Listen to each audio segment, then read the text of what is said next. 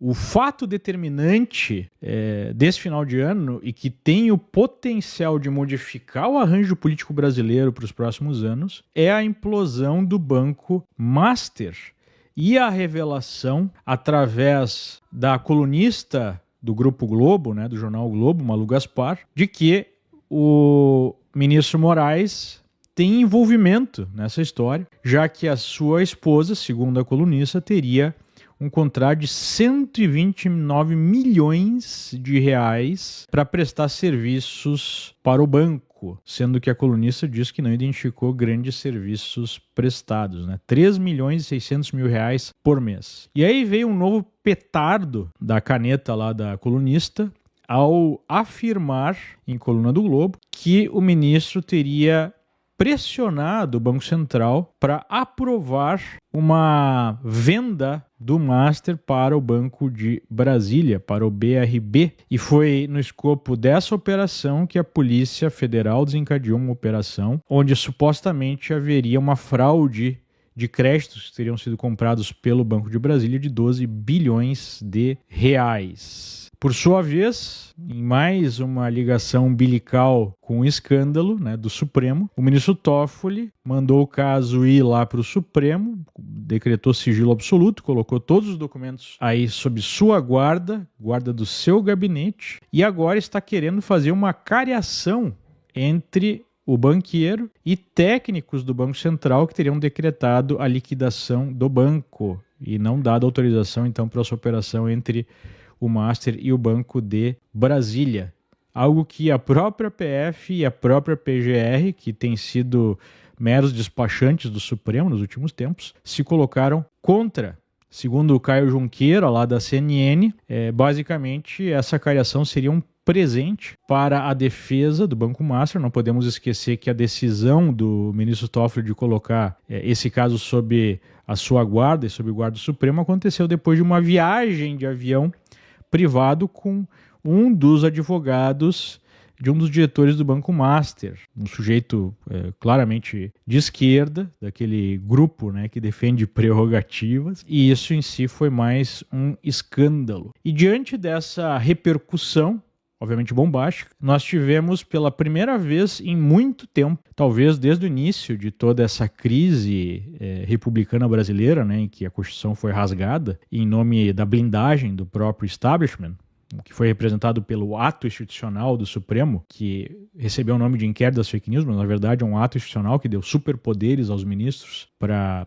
censurar, criminalizar qualquer opositor. Pela primeira vez desde então, nós observamos o ministro na defensiva, lançando 3 notas em sequência, negando qualquer envolvimento, qualquer pressão, e dizendo que tudo não passou de reuniões com o presidente do Banco Central para simplesmente lidar com o caso das sanções Magnitsky, que envolviam ele mesmo.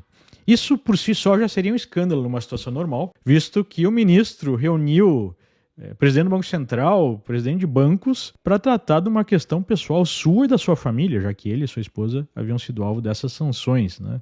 Então isso por si só já é um escândalo, mas diante de um escândalo potencialmente muito maior, ele resolveu abrir esse jogo. O mais impressionante disso tudo não é o escândalo em si, mas a postura da imprensa Globo à frente questionando o ministro, o que não aconteceu nos últimos 7 anos. Na verdade, o Brasil só atingiu esse nível de autoritarismo, de degeneração do Estado de Direito, né, de imposição de um verdadeiro regime de exceção, de perseguição política, de censura, de fim dos direitos fundamentais, por conta da ação da imprensa. A imprensa que faz o trabalho de promover esse regime diariamente, justificando as ações, justificando a Constituição sendo rasgada, né, e criminalizando a oposição. Nós podemos apenas especular os motivos que estariam por trás desse fato, dessa mudança de postura,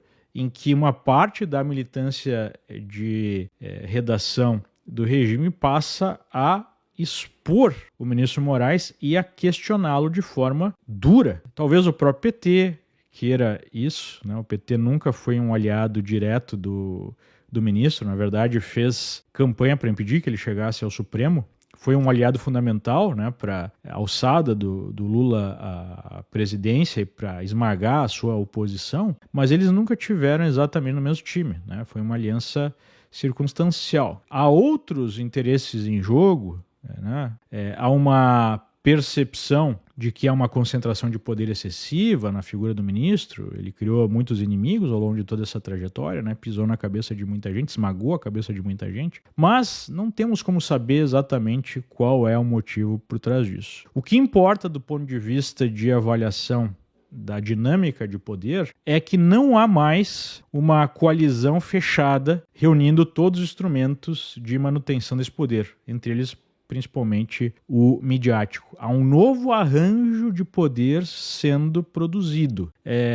Não necessariamente, né, isso quer dizer que vai ser um arranjo institucional republicano, finalmente vamos ter a retomada dos direitos fundamentais, mas as coisas não ficarão mais como elas estavam. Cumprida, né, a etapa que o sistema tanto queria de criminalização do que eles chamam de bolsonarismo, que na verdade é uma máscara para estabelecimento de um sistema de repressão a qualquer movimento, qualquer pessoa, qualquer liderança que questione o próprio sistema. Então, cumprido, né, esse objetivo, há uma briga agora pelo poder para um novo arranjo, já batendo as portas aí das eleições de 2026. Isso é o fator determinante para as próximas eleições e como é que vai ficar a dinâmica de poder para o ano que vem. O sistema pretende se desfazer de Moraes? Acho que não dá para dizer o sistema em si, porque o sistema não é um bloco monolítico. O sistema tem os seus conflitos internos. O que fica claro nesse movimento de parte da imprensa expondo o ministro e cobrando o ministro é que não há mais uma coalizão fechada. Há rachaduras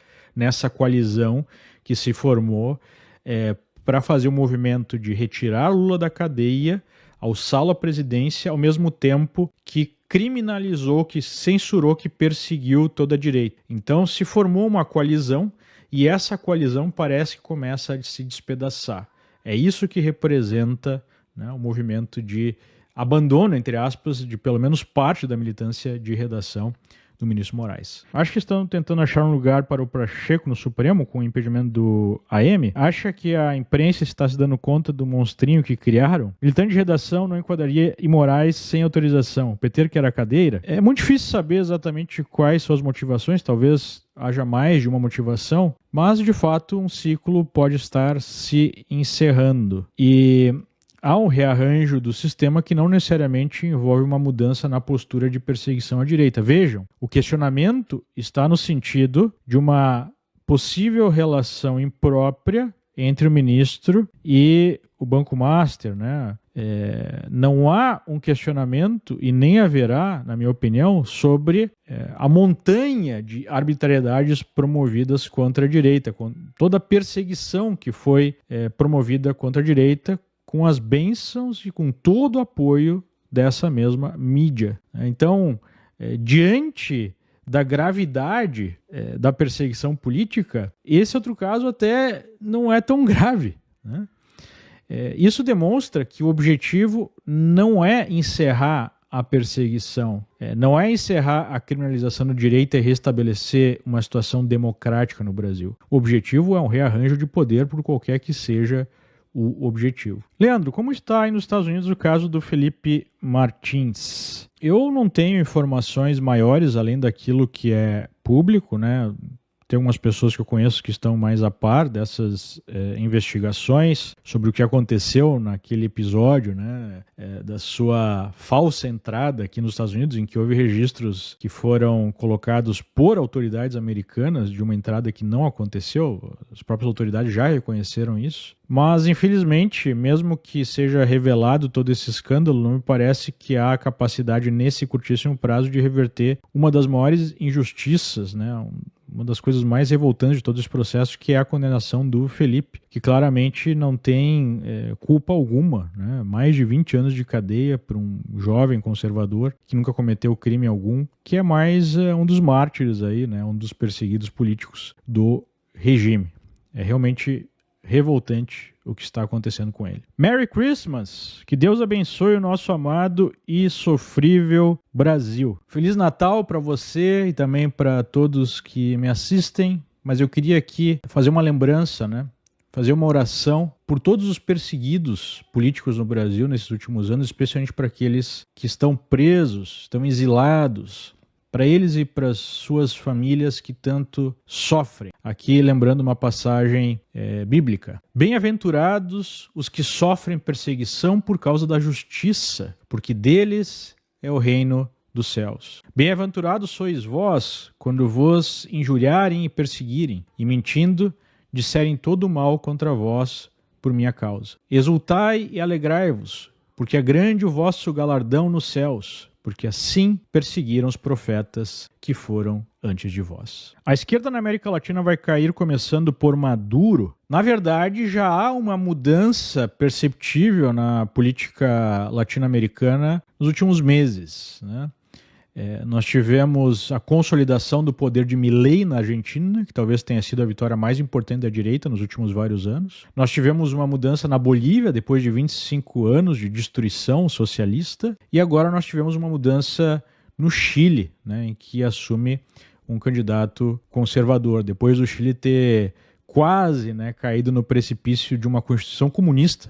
Então, já há um sinal muito claro de reversão do movimento de esquerda e a eventual queda de Maduro seria um golpe muito duro no Foro de São Paulo, né? Cuba, Caracas é o eixo hoje do Foro de São Paulo.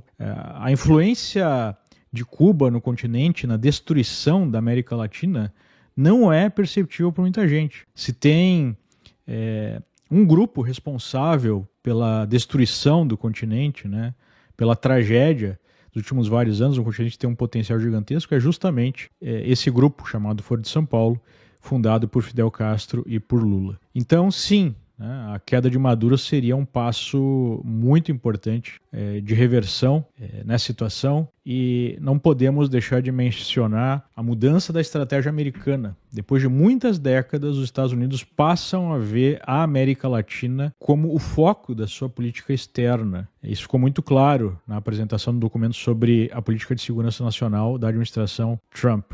Então, esse é um fator determinante para essa mudança. O cerco à Venezuela já está gerando os resultados que os Estados Unidos pretendem? Olha, me parece que ainda não, né? Porque o Maduro permanece no poder. Há um jogo aí de ameaça, né?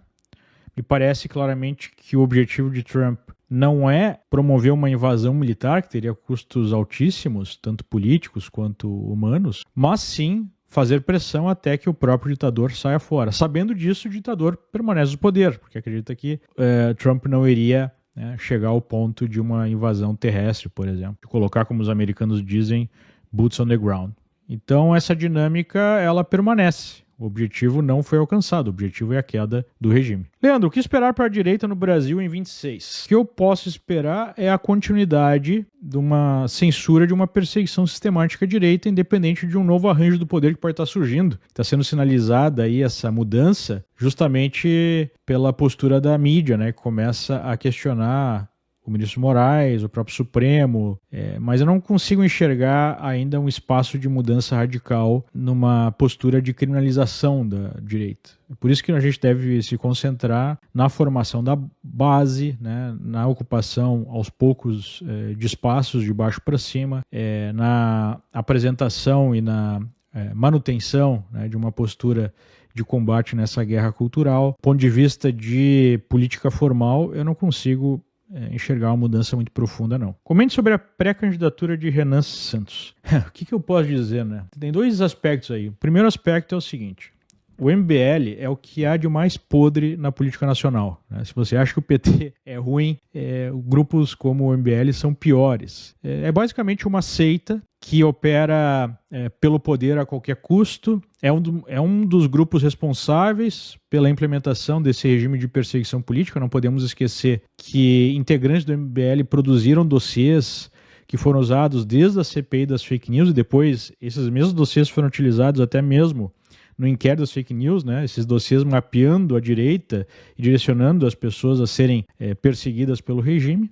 Então é um grupo que se colocou com o objetivo de ajudar a destruir o que se chama de bolsonarismo, porque quer aí a liderança do movimento de direita, né? Mas eles não são de direita, não são de esquerda, eles são pelo poder. O que for mais interessante para eles em termos de posicionamento para alcançar o poder, eles o farão, né? Agora, por outro lado, eu vejo que é uma chance de sucesso, não necessariamente, né, de Renan Santos ser eleito presidente, mas de ter uma vida longa, porque é o tipo de grupo que se dá muito bem num sistema corrupto como o brasileiro. Muito obrigado pela atenção, na verdade, né, por todos esses anos, você que tem me acompanhado, tem me apoiado. Se você quiser me ajudar, faça inscrição aqui no canal, deixe sempre likes nos vídeos e principalmente envie esse material, assim a nossa mensagem chega mais longe, né? Envie para o seu grupo de amigos, da família, do trabalho, onde quer que